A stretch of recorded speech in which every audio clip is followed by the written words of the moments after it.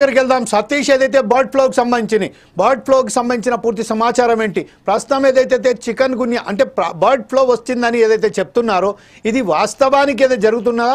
Poultry industry మొత్తం సర్వనాశనం అయిపోయిందా?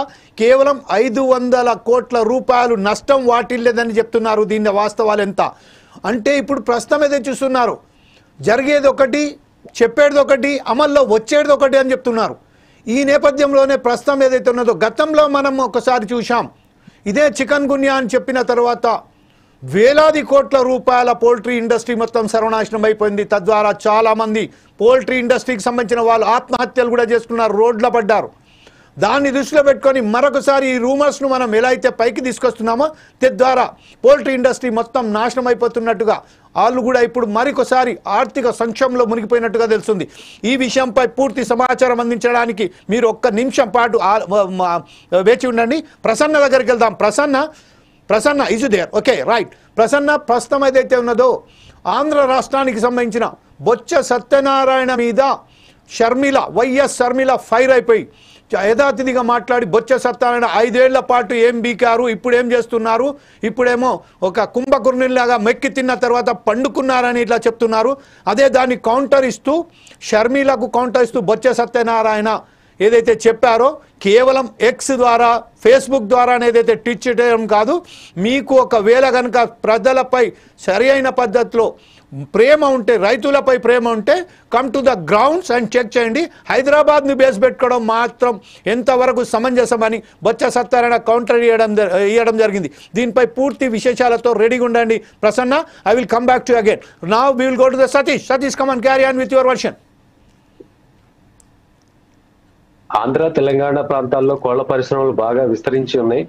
మరి దాదాపుగా కొన్ని దశాబ్దాలుగా ఇక్కడి నుండే మాంసం కోసం వాడే బ్రాయిలర్ చికెన్ కానీ, కోడిగుడ్లు పరిశ్రమలు కానీ, కోడిగుడ్లు ఫారాలు కానీ చాలా ఎక్కువగా ఉన్నాయి. వీటి ద్వారా అనేక మంది జీవనోపాధిని కూడా పొందుతున్నారు కార్మికులు. మరి దీనికి సంబంధించిన అనుబంధమైన యాన్సిలరీస్ కోళ్ల మేతకు సంబంధించి కానీ, లేకపోతే వాటికి సంబంధించిన కార్మికులు అనగా రవాణా చేసే ఆ యొక్క వాహనాలకు సంబంధించిన వాళ్ళు కానీ, వీళ్ళందరూ కూడా ఈ పని ఇప్పుడు ప్రస్తుతానికి ఆగిపోయింది.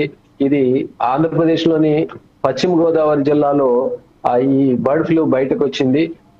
ఇది మనుషులకు కూడా సోకింది అని సోకిందనే ఆ యొక్క వ్యాధి మీద దీని గురించి అధికారులంతా కూడా ఒక్కసారిగా ఉలిక్కిపడి ఒక్కసారిగా అక్కడ మరి ఆ వ్యక్తిని హాస్పిటల్కి పంపించారు. అతనికి న్యూమోనియాకి సంబంధించి అంటే బర్డ్ ఫ్లూకి సంబంధించిన వైరస్ ఉందో లేదో అనేది ఇంకా తెలియలేదు. కానీ అక్కడ ఉన్న ఆ కోళ్లకు సోకిన ఆ యొక్క వ్యాధి మాత్రం ముంబైకి సంబంధించిన ఒక ల్యాబ్ కు పంపిస్తే అక్కడ H5N1 అనే వైరస్ ద్వారా ఇది వైరస్ ఉంది అంటే ఇది బర్డ్ ఫ్లూకి సంబంధించింది, అది ఏవియన్ ఇన్ఫ్లుయెంజా అనే ఆ యొక్క వ్యాధికి సంబంధించింది అని చెప్పేసి వాళ్ళు ధృవీకరించడం జరిగింది. అధికారులంతా కూడా ఒక్కసారిగా అప్రమత్తమై ఈ వ్యాధి సోకిన కోళ్లనే కాకుండా ఇంకా వ్యాధి సోకని కోళ్ల ఫారాలను కూడా సీజ్ చేశారు. అంటే అక్కడ ఉన్న ఆ యొక్క కోళ్లన్నింటినీ కూడా బ్రతికుండగానే వాటిని ఒక గుంట తీసి గుంటలో పూడ్చిపెట్టడం జరిగింది. ఈ వ్యాధి సోకి మరలా వేరే వారికి వ్యాప్తి చెందకుండా ఉండాలని చెప్పేసి వాళ్ళు చర్యలు తీసుకున్నారు. ఆ ప్రాంతాన్ని అంతటినీ కూడా దాదాపుగా ఒక 10 కిలోమీటర్లు కోళ్ల ఫారాలకి 10 కిలోమీటర్ల దూరం అంతా కూడా రెడ్ జోన్ గా ప్రకటించి అక్కడ ఏ విధమైన కోళ్ల ఫారాలకు సంబంధించి కోళ్లకు సంబంధించిన యాక్టివిటీస్ ఎవరు కూడా చేయకూడదని తెలియచేయడం జరిగింది. మరి ఎందుకంటే వ్యాధి సోకిన కోళ్లు మరలా వేరే ప్రాంతానికి వెళ్తే అక్కడ కూడా ఆ యొక్క కోళ్లకు సంబంధించిన ఇండస్ట్రీ అంతా కూడా దెబ్బతింటుంది కాబట్టి ఆ విధంగా చర్యలు చేపట్టారు. మరి అక్కడ వందలాది కోట్ల రూపాయల నష్టం వాటిల్లింది అనడంలో ఏమాత్రం కూడా తప్పు లేదు. ఎందుకంటే పూర్తిగా ఆ కోళ్ల ఫారాలని యావత్తు కూడా మొత్తం సమూలంగా నాశనం చేసేసారు. అంటే కోళ్ల ఫారంలో ఉన్న కోళ్లన్నింటినీ కూడా తీసివేసి అక్కడ వ్యాధులు నిరోధించడానికి అవసరమయ్యే ఆ కెమికల్స్ ని వాటినన్నింటినీ కూడా జల్లటం జరిగింది. అధికారులు కూడా తీవ్రంగా అక్కడ శ్రమించి పనిచేశారు. మరి ఈ విధంగా ఆ ప్రాంతానమే కాకుండా ఎక్కడ బయట నుండి కూడా కోళ్లు రవాణా అనేది జరగకుండా చర్యలు తీసుకున్నారు. ఆ బయట ప్రాంతాల నుంచి ఇక్కడికి రావడం కానీ, ఇక్కడ నుండి బయటకు వెళ్ళడం కానీ, లేకపోతే ఉభయ రాష్ట్రాల్లో కూడా తెలంగాణ నుండి ఆంధ్రాకి కానీ, ఆంధ్ర నుండి తెలంగాణ కూడా వెళ్లకుండా ఆ చెక్ పోస్టులు ఏర్పాటు చేశారు. మరి ఈ విషయం మీద కొన్ని వందలాది కోట్ల రూపాయలు, అది వేలకు కూడా చెంది ఉండొచ్చు అనేది ఒక మాట వినపడుతుంది. ఎందుకంటే అనేక కోళ్ళకు సంబంధించిన కోళ్ళ చికెన్ ఫార్మ్స్ కానీ ఎగ్ ఫార్మ్స్ కానీ చాలా చాలా వరకు దెబ్బతిన్నాయి.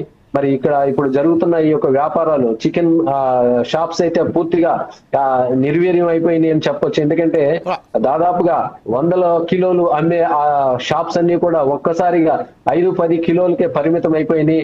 అసలు తక్కువగా అమ్మేవైతే పూర్తిగా అవి అక్కడ ఎవరు కూడా కొనని పరిస్థితి ఏర్పడింది. దీన్ని బట్టి సతీష్, ఇప్పుడు దీని ద్వారా ఏమన్నా ప్రాణ నష్టం జరిగిందా? ఉభయ రాష్ట్రాలలో ప్రాణ నష్టం జరిగినట్టు ఏమైనా సమాచారం ఉందా? అలాగే ఏదైతే ఉన్నదో, ఏదైతే బర్డ్ ఫ్లూ అని ఏదైతే వ్యాధి వ్యాపిస్తున్నదని చెప్పిందో, దీనికి ముందుగానే చర్యలు ఎందుకు చేపట్టలేకపోయింది ప్రభుత్వం?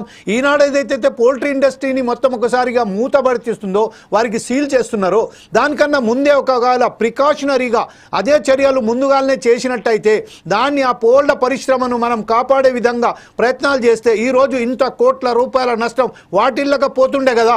దీనికి సంబంధించిన సరైన సమాచారం ఏముంది? కోళ్ల పోల్ట్రీ ఫార్మ్కి సంబంధించిన ఇండస్ట్రీకి సంబంధించిన వ్యక్తులు ఏమంటున్నారు? కోళ్ళ యజమానులు అయితే చాలా బాధపడుతున్నారు. ఎందుకంటే తీవ్రంగా నష్టం వాటిల్లింది.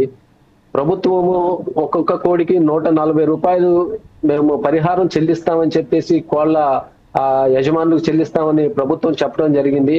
అవి ఎంతవరకు అమలు అవుతాయి అనే దాని మీద వాళ్ళు సందిగ్ధావస్థలో ఉన్నారు. కోళ్ళ యజమానులు అయితే దాదాపుగా నష్టపోయారని చెప్పవచ్చు. ఎందుకంటే ఒక బ్యాచ్ బయటికి రావాలంటే దాదాపుగా 50 రోజులు పడుతుంది. 50 రోజులకు సంబంధించి కొన్ని ఫారాల్లో కొన్ని వేల కోళ్లు, లక్షల కోళ్లు కూడా ఉండటం జరుగుతుంది.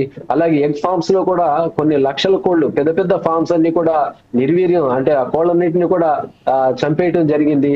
మరి ఈ వ్యాధి సోకటానికి ప్రధాన కారణం మరి పక్షుల నుండి కూడా ఇది రావచ్చు అనేది ఒక అధికారులు, వైద్యాధికారులు తెలియజేస్తున్నారు.